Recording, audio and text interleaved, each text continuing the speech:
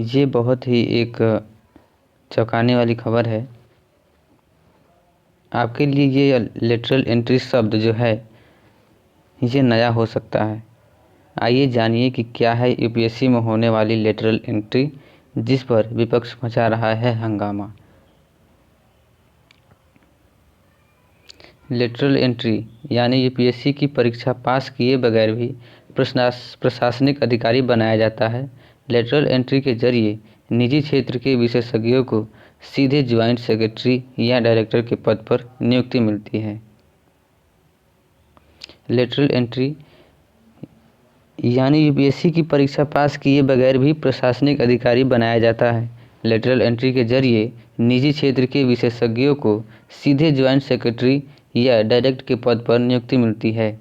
तो चलिए जानते हैं कि लेटरल एंट्री का पूरा मामला क्या है और इस पर इतना बवाल क्यों मचा हुआ है। हम आपको बता दें कि लेटरल एंट्री एक तरह से कहे तो ये एक ऐसे विशेष क्षेत्र में कार्य करने वाले लोगों को क्या किया जा रहा है, यूपीएससी बिना एग्ज़ाम लिए उनको एक प्रशासनिक अधिकारी बना दिया जा रहा है।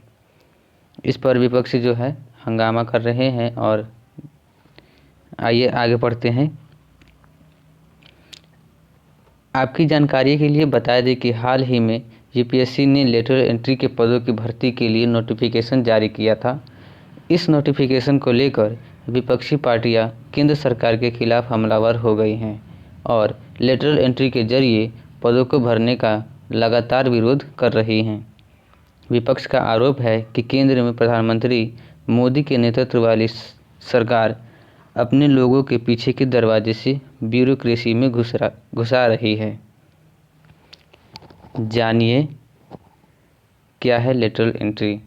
वैसे तो 5 अगस्त 2005 में यूपीए सरकार ने प्रशासनिक सुधार आयोग का गठन किया था, जिसमें लेटरल एंट्री का जिक्र हुआ था। प्रधानमंत्री नरेंद्र मोदी की सरकार ने साल 2016 में इसकी संभावना को तलाशने के लिए एक कमेटी बनाई थी। कमेटी के मूल प्रस्ताव में आंशिक बदलाव कर लेटरल एंट्री सिस्टम को लागू कर दिया गया। लेटरल एंट्री को लेकर विपक्ष केंद्र पर हमलावर। ये क्यों विपक्ष लेटरल एंट्री के विरोध में है, ये समझते हैं।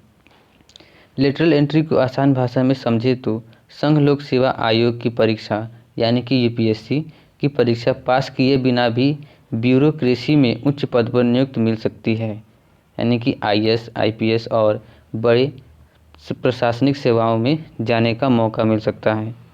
यानी प्राइवेट कंपनी में काम करने वाला 40 तक की उम्र का कोई भी लीडर सरकारी विभागों में नेतृत्व करने वाले पद पर नियुक्त हो सकता है। विपक्ष भले ही इसे ब्यूरोक्रेसी में पिछले दरवाजे से अपने लोगों को दाखिल कराने की चाल कहे। लेटरल एंट्री को लेकर सरकार का क्या कहना है, ये थोड़ा देख लेते हैं।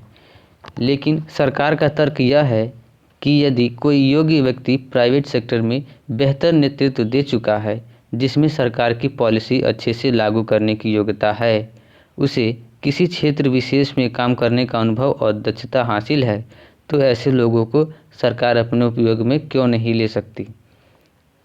केंद्र सरकार का यह तर्क है कि कई बार प्रशासनिक अधिकारी ऐसे कामों को करने की दक्षता नहीं रखते। ऐसे में उस कार्य क्षेत्र का कोई विशेषज्ञ है तो उसे लेटरल एंट्री के जरिए नेतृत्व का मौका दिया जाए, कोई दिक्कत नहीं है।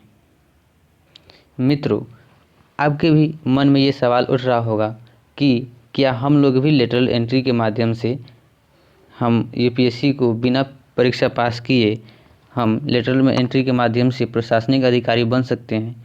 तो हाँ, बन सकते हैं, लेकिन उसके लिए आपको क्या क्या योग्यता निर्धारित की गई है, इस बारे में भी आप थोड़ी जानकारी ले लें।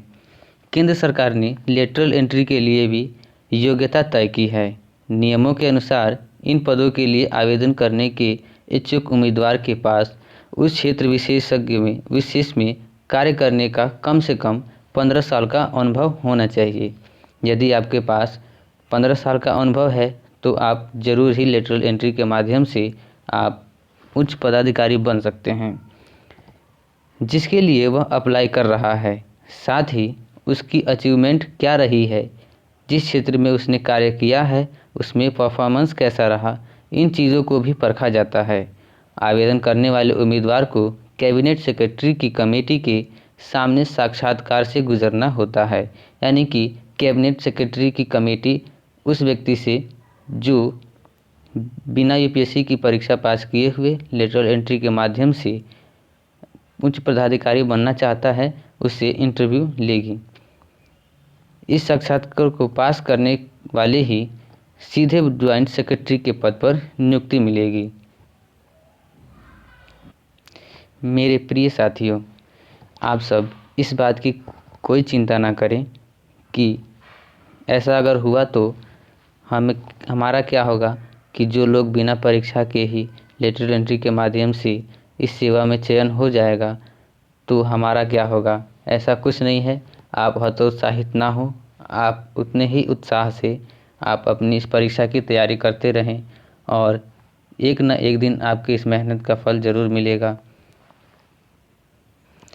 दोस्तों, तो मैं आशा करता हूँ कि लेटरल एंट्री के बारे में आपने अच्छे से समझ लिया होगा। आज के लिए बस इतना ही। धन्यवाद। मिलते हैं अगले वीडियो में। जय हिंद।